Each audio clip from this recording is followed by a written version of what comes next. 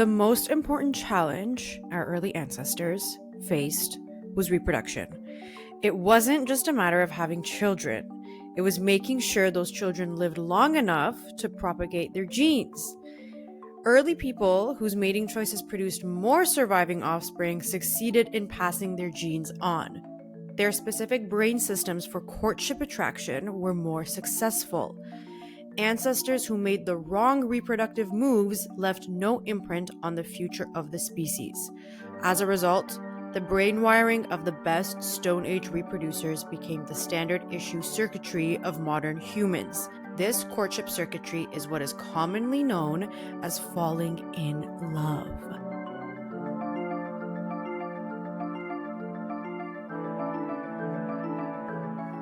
That is a passage from one of my favorite books called The Female Brain by Dr. Luann Brizendine. Whatever. I will leave the link in the show notes. So all that to say, we are literally Neanderthals. Our brain wiring is still very much Neanderthal brain wiring, and we give ourselves as humans way too much credit. So today's episode is going to be all about why falling in love is not real. It's not real. And this is a topic that y'all bad bitches picked from my poll that I put in my Instagram story. This reminds me of a song from one of my favorite movies of all time, Shrek. Accidentally in love, accidentally in love. I'm in love, I'm in love, I'm in love, I'm in love.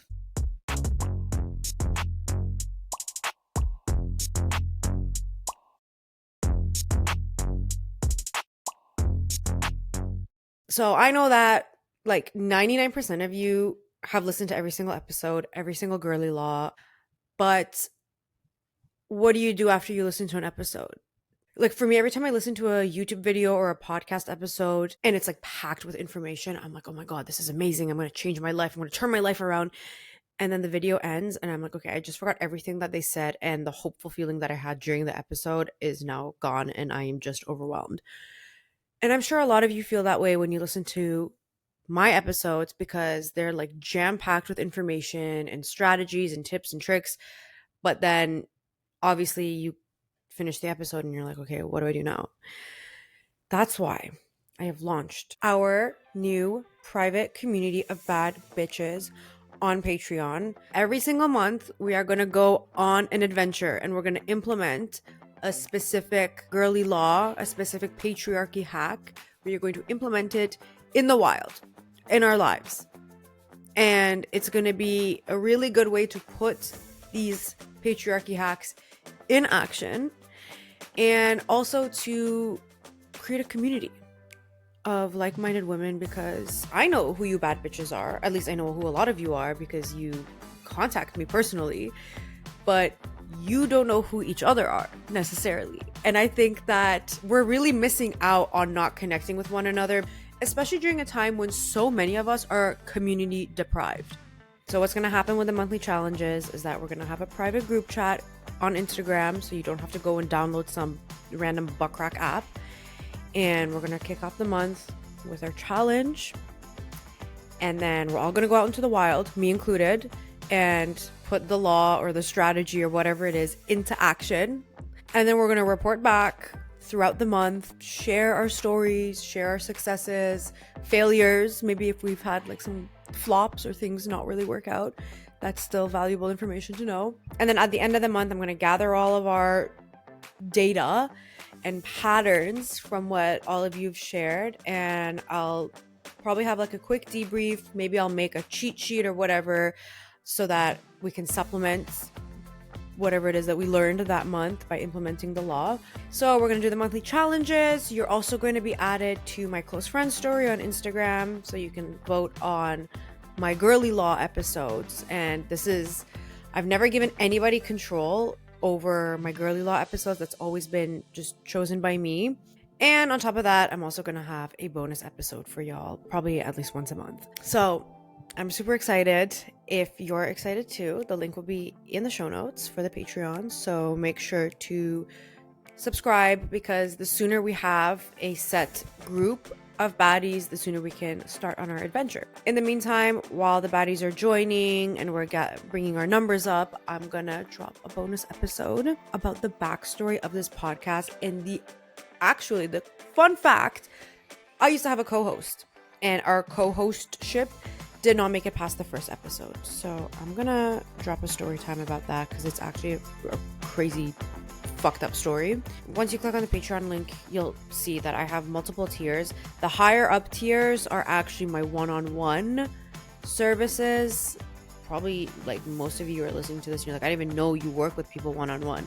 I do, I just don't market it because I mostly work with inbound requests, and I just had like a full roster of clients who I was working with, so I didn't really market it. But I kept getting messages, like I'm not even kidding, like a message every single week from somebody who wanted to work with me, and I kept having to turn people down, and I didn't want to do that. So I've changed everything so that I've been able to scale my services and provide it to more women.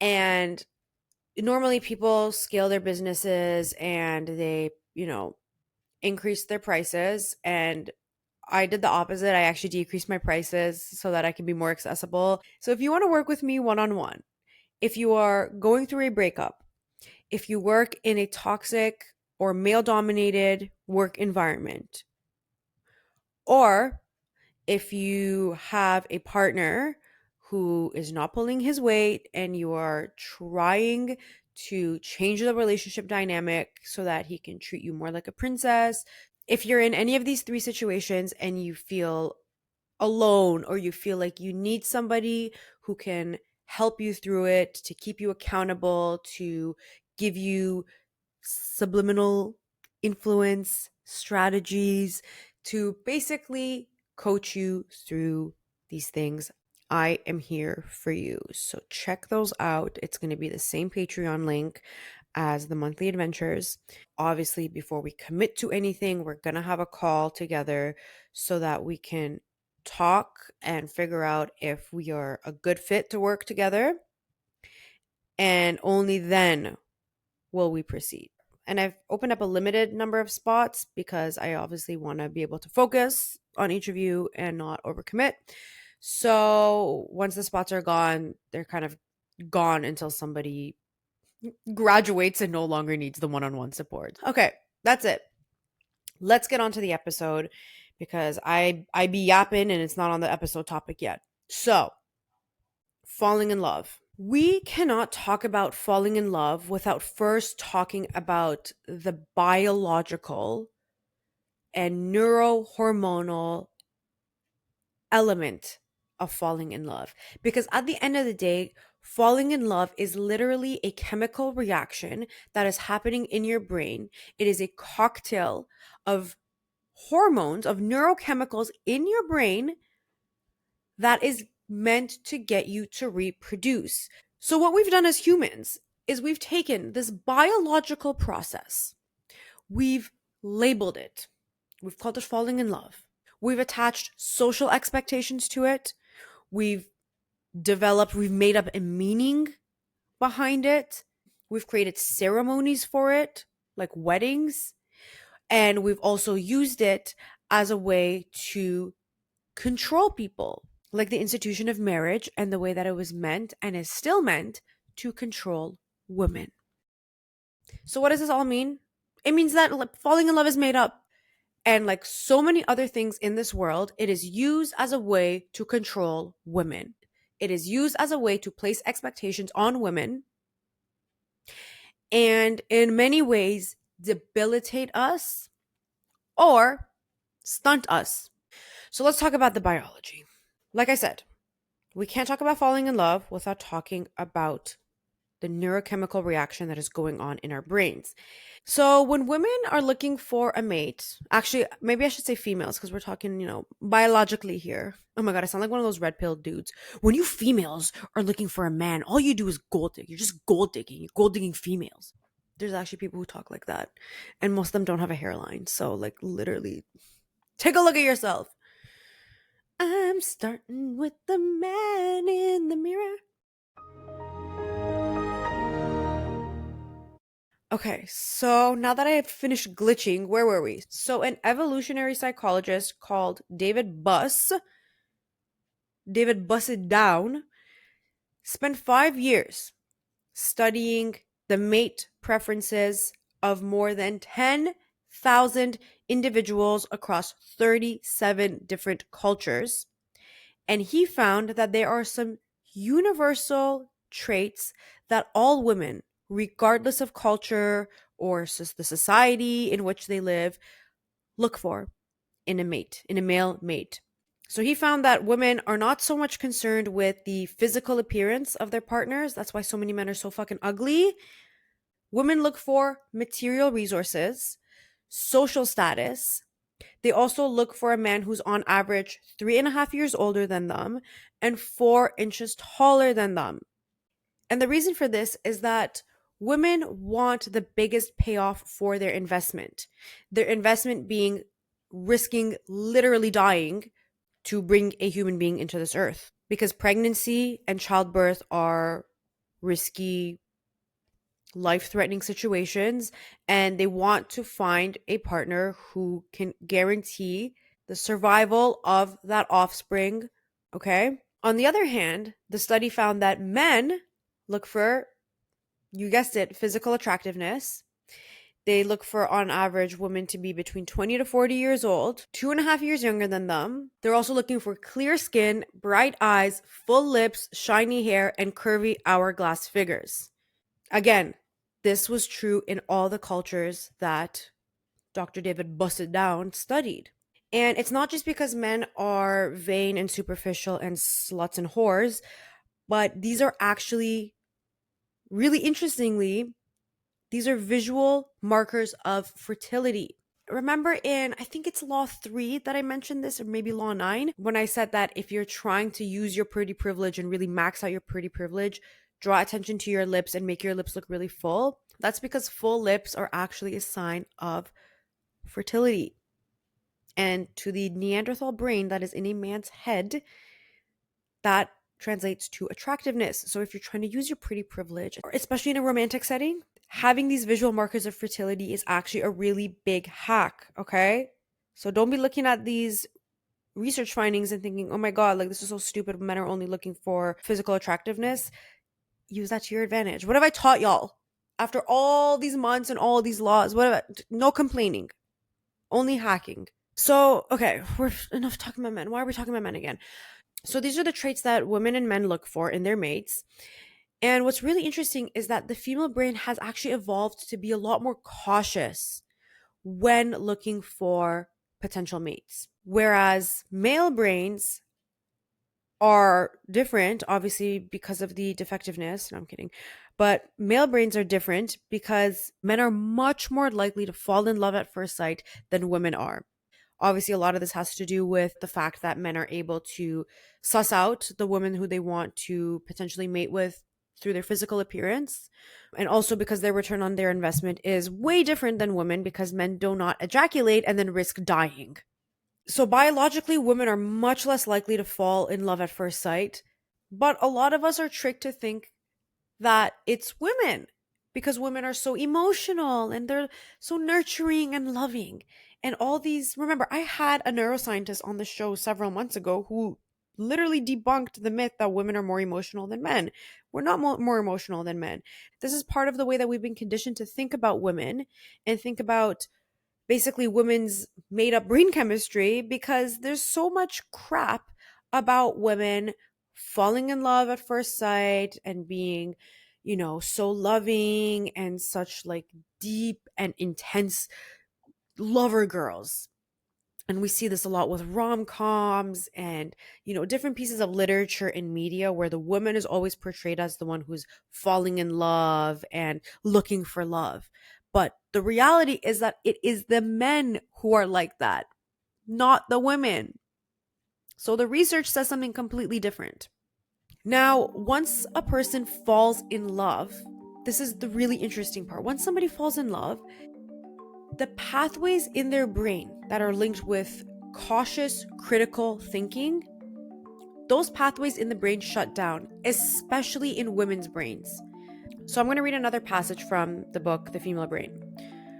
Falling in love is one of the most irrational behaviors or brain states imaginable for both men and women. The brain becomes illogical in the throes of new romance, literally blind to the shortcomings of the lover. It is an involuntary state. Passionately being in love, or so-called infatuation love, is now a documented brain state. It shares brain circuits with states of obsession, mania, intoxication, thirst, and hunger. So what does this mean? We literally become absolute idiots when we fall in love. The rhetoric around romanticizing being in love is actually really dangerous because you're romanticizing one of the most irrational states that your brain will ever be in as a human being. So I struggle to think of another type of brain state or another type of life stage where we are this irrational and it is this romanticized. And this irrational state, this romantic high, it lasts about 6 to 8 months. The main hormones here that are active here are dopamine and oxytocin. Dopamine is the reward hormone, oxytocin is the trust and bonding hormone. And what happens during this time is that you literally become obsessed, in a way addicted to your partner and to their presence. For women, the main hormone, like I said, that is responsible for bonding is oxytocin, which triggers the trust circuits in your brain. And you know what triggers oxytocin? Touching, hugging, kissing, cuddling, and orgasm. So the more time that we spend with our partners, the more physical touch we receive from them, the more we sit on the dick, we actually end up trusting them more because our brain releases more and more oxytocin, which then triggers the trust circuits in our brains. You see where I'm going with this? So that first 6 to 8 months, that first year of being in love with somebody, you are actually extremely vulnerable. You're extremely vulnerable. And of course, we romanticize that state because it's easier to manipulate and control women who are in love.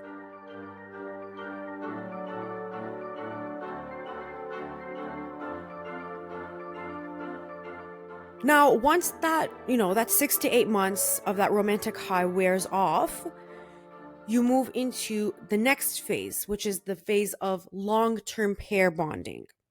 And this triggers a separate brain system because previously we were working with the stupidity brain system of, mania and obsession.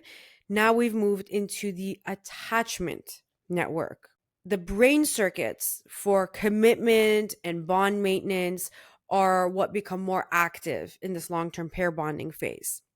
So we kind of cool down from that high and that obsessive state that we were in, and we become, a little bit less stupid.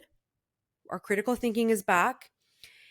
And this is when we form more of that social attachment through oxytocin in women and through vasopressin in men. And what's really interesting about this phase, especially in men, is that the hormone vasopressin is stimulated by testosterone, obviously, and orgasm. So in the long-term pair bonding phase, when you have sex, that's when the man forms more of an attachment, not before, okay? That's why it's so important to hold off for as long as you can, because the vasopressin be vasopressining. And what's really interesting is that vasopressin actually gets stimulated by stress. So when you stress him out, he's actually falling more in love with you. In women, it's the opposite.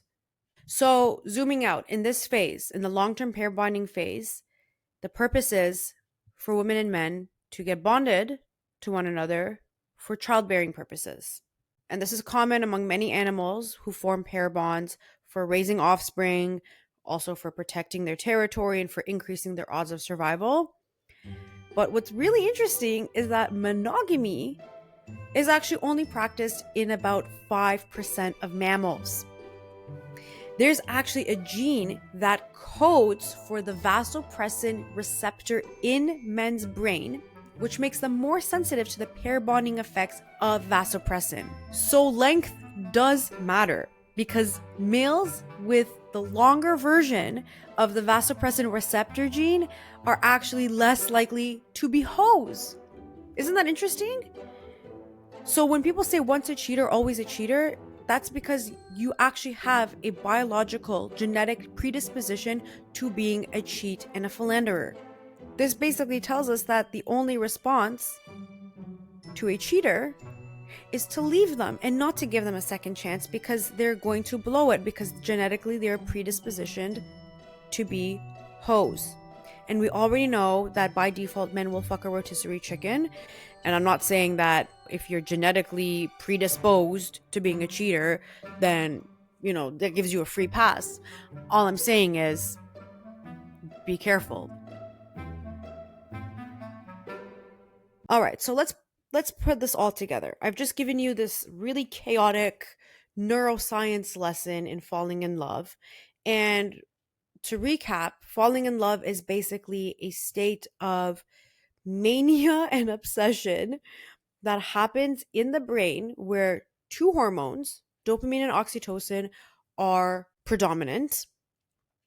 And what happens during that time is that you find a mate and your brain shuts down its critical thinking pathways and focuses almost exclusively on your mate.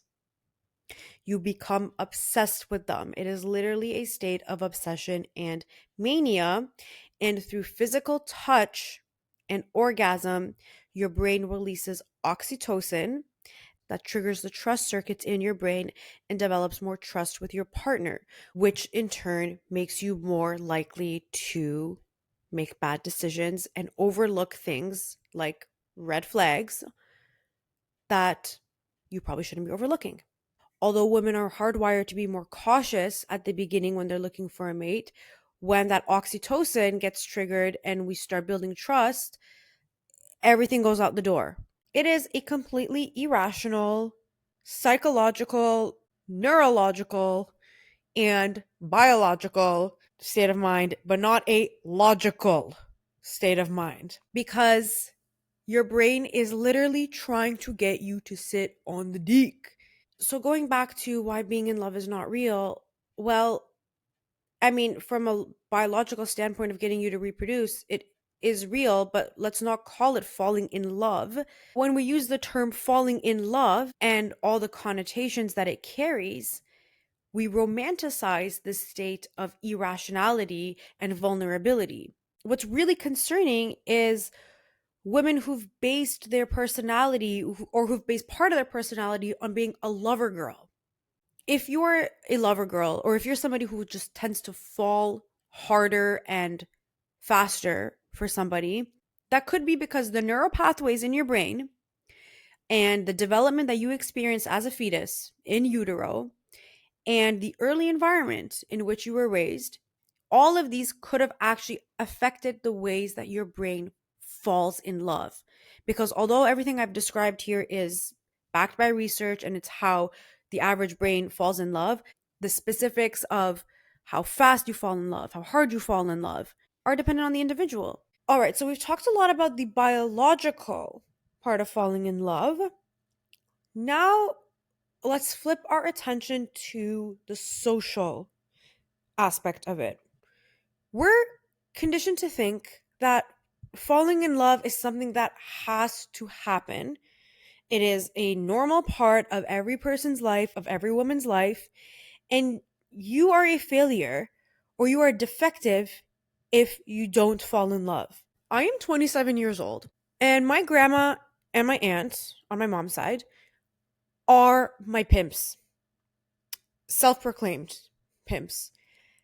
My grandma is so hell-bent on me getting married soon. I'm not kidding. I was at dinner with her the other night. We were all at my aunt's house. And you know what my grandma told me?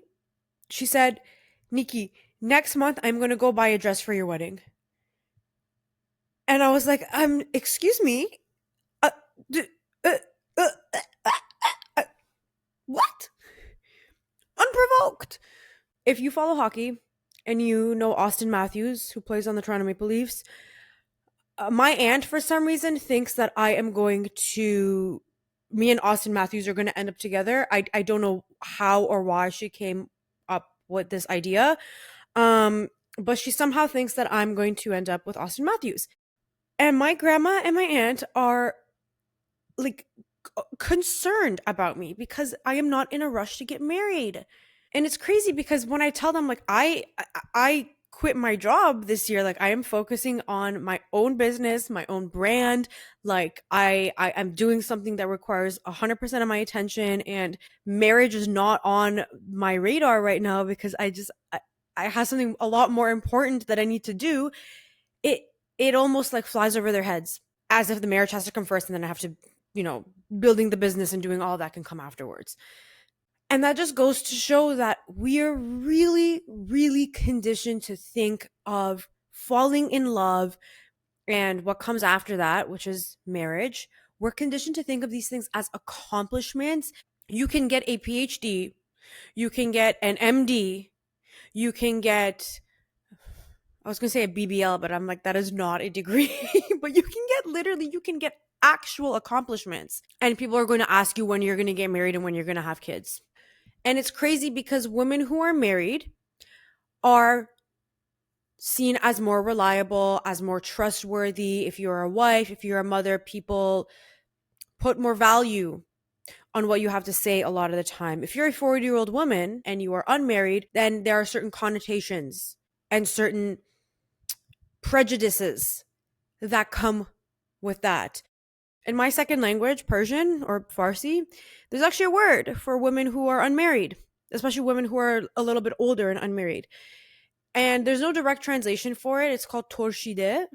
And it comes from the word torshi. Torshi is like pickled vegetables. I don't like it, but it's like pickled vegetables. You can use it as a topping on some of your food. And, because it's pickled, the word torshide, somebody who's torshide, is like you've been pickled. And it's like there's no equivalent for it for men. It's just for women. It's just for women. Only a woman can be torshide. And that really pisses me off because marriage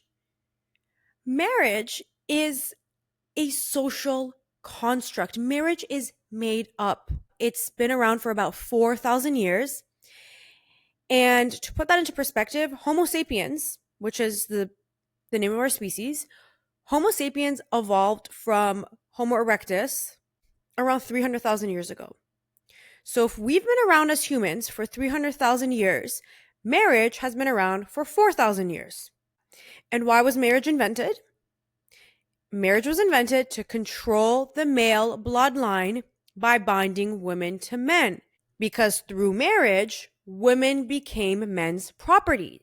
So marriage enabled men to control their bloodline by controlling women's sexuality, women's reproduction. And that's why virginity, purity, loyalty, fidelity, these things are so highly policed for women. It's tied to your honor as a woman. It's tied to your family's honor, to your father's honor. So that's the main reason why marriage was invented, okay? There were other purposes to marriage as well, like organizing wealth and property and inheritance, and all of that being tied to paternity certainty, right? So men can make sure that their children are actually theirs. And how do they do that? Not by controlling where they put their dicks, but by controlling women. And as part of marriage being an institution that organizes wealth and property, women became part of that transaction. And they came with things like dowries or political alliances for royal families, for example, who would marry off their daughters to the prince of whatever country or the duke of whatever so that they can secure an alliance. And then religion entered the chat, and it institutionalized marriage as a way to control the M word, morality, sexuality, social discipline over family life. And again, things like virginity and purity for women become policed and institutionalized and pretty much cemented by religion. So culturally and religiously, marriage has been a tool to control women. And that legacy is still seen today. Okay? Like when women have to take their husband's last name, when children have to take the father's last name, even though the father wasn't the one who risked their lives to carry them for 9 months and then give birth to them and then breastfeed them. And if you recall my episode with Victoria Alario from a few months ago, it was all about marriage and weddings. And I remember asking her towards the end of the episode about some of the patriarchal elements of marriage and what they meant to her. And she said something along the lines of, oh, well, I don't know what happened a million years ago, but, like taking my husband's last name and doing these things, like they don't seem patriarchal to me. And that's the problem. People think this happened a million years ago. People think this happened at some way far off point in the past, and now we've evolved so much as a society, and we're not like that anymore. Like, marriage is something that is beautiful. It's tied to love and mutual love between two people. No, it very much still is not. It very much is not. The concept of marrying for love came into the picture around 200 to 300 years ago. And it arose with things like literature and media. And a lot of it is also tied to individual rights. Okay? Because a lot of the feminist movements in the 20th century started pushing for women's rights within marriage, like marital rape laws, laws that allowed women to open bank accounts without their husband's signature. These are all recent things. In Canada, where I live, women weren't allowed to open their own bank accounts until 1964. And don't quote me on this, but I'm pretty sure that did not include Indigenous women. And I don't want to take for granted how much the women who came before us fought for a lot of the rights that we have right now and for being able to marry for love. And I also don't want to take for granted the fact that there are a lot of people around the world who don't even have the right to get married. Gay people in many countries around the world do not have the right to get married.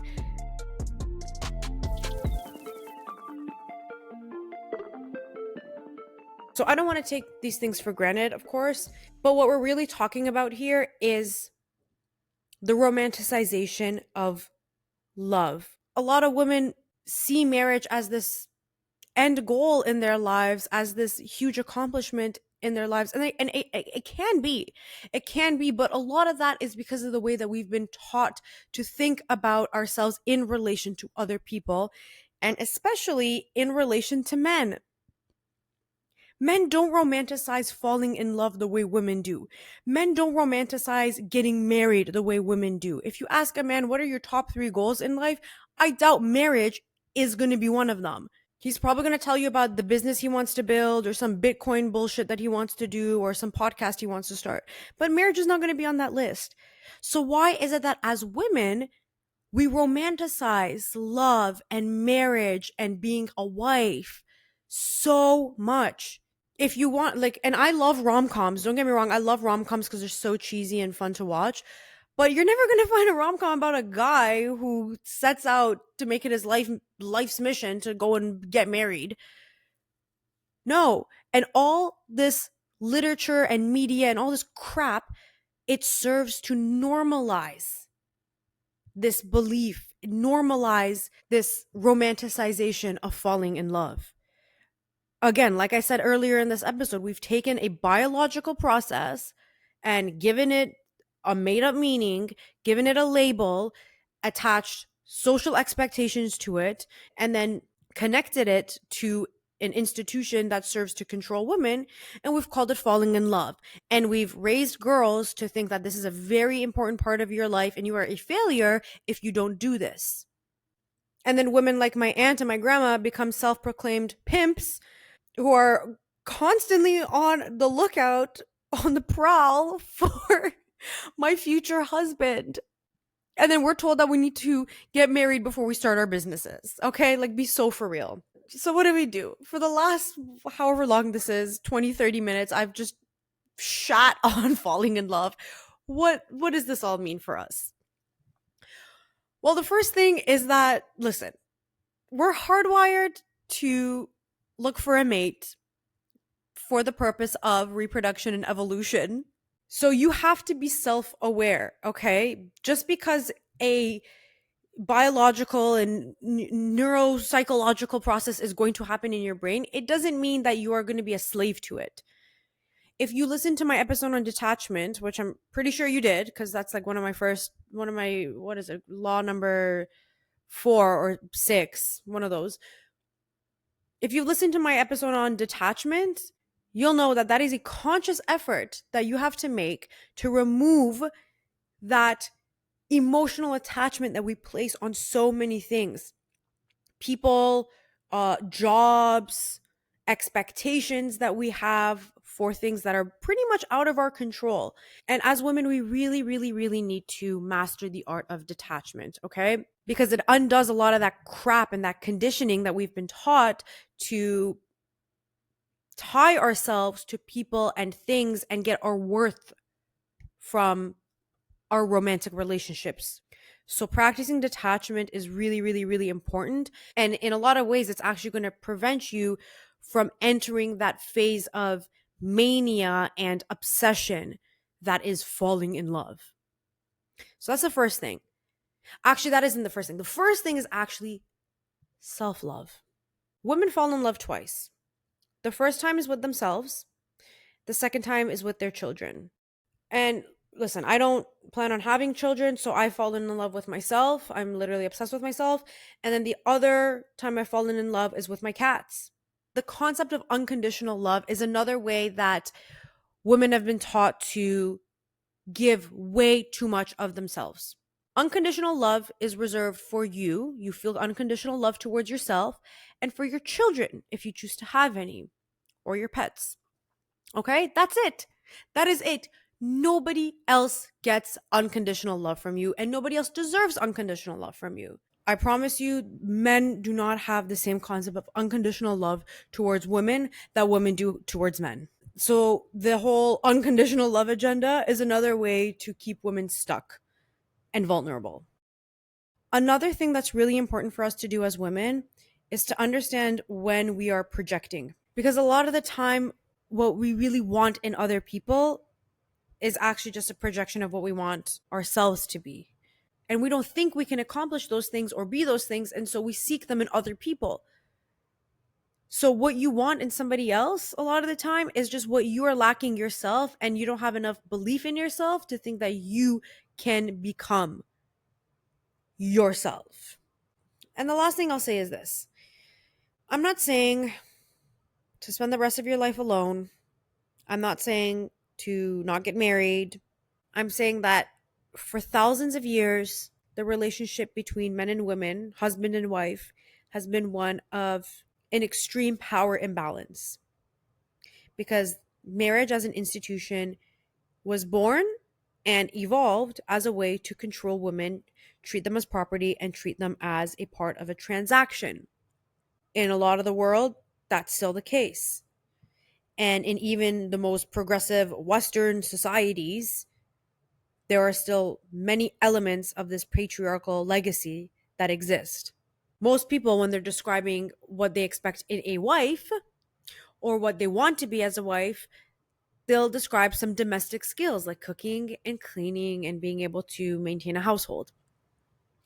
But then if a husband cooks and cleans and helps maintain the household in the same way that a woman does, all of a sudden he's this amazing husband and he's going above and beyond, and oh my God, he's so great. Whereas that was the bare minimum for women. So there's still very much a double standard that exists. And that is, again, a patriarchal element of marriage. So you have to be aware of how easy it is to fall into that trap. And if you want to get married, and I'm not saying this is a bad thing. If you want to get married, you have to realize that marriage is still a contract, and you have to make sure that the terms are favorable to you. Marrying for love is just, it's not enough. If you've fallen in love with yourself, you really don't need to marry for love. You marry for lifestyle. You marry for the future that you're trying to secure for yourself, for your children, if you choose to have any. I don't believe in falling in love. I believe in growing in love. I believe in allowing somebody to prove to you that they deserve your love. And that's not your unconditional love. That's just your love. And, if you're wondering if I want to get married or not, I remember seeing a video of Elizabeth Taylor being asked the same question. And she gave a really beautiful, eloquent response. And I'm not even going to paraphrase it. I'm just going to put the clip here because I couldn't say it better myself.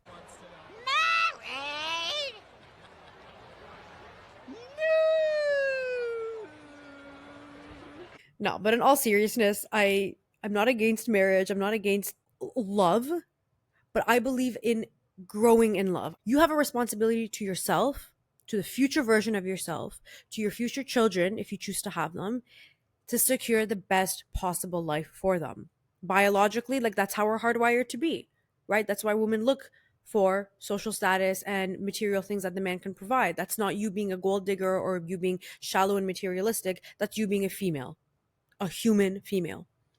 A gold digger, again, is just another term that men have created, probably some dude who had no money, to prevent women from doing something that is actually favorable for them. Of course, I'm a gold digger. My mom told me never to take away from the poor. The fuck? So I'm going to close with this. There's a saying in Spanish, not me quoting a saying from my fourth language. There's a saying in Spanish that says, mejor sola que mal acompañada, which means it's better to be alone than to be with a buffoon.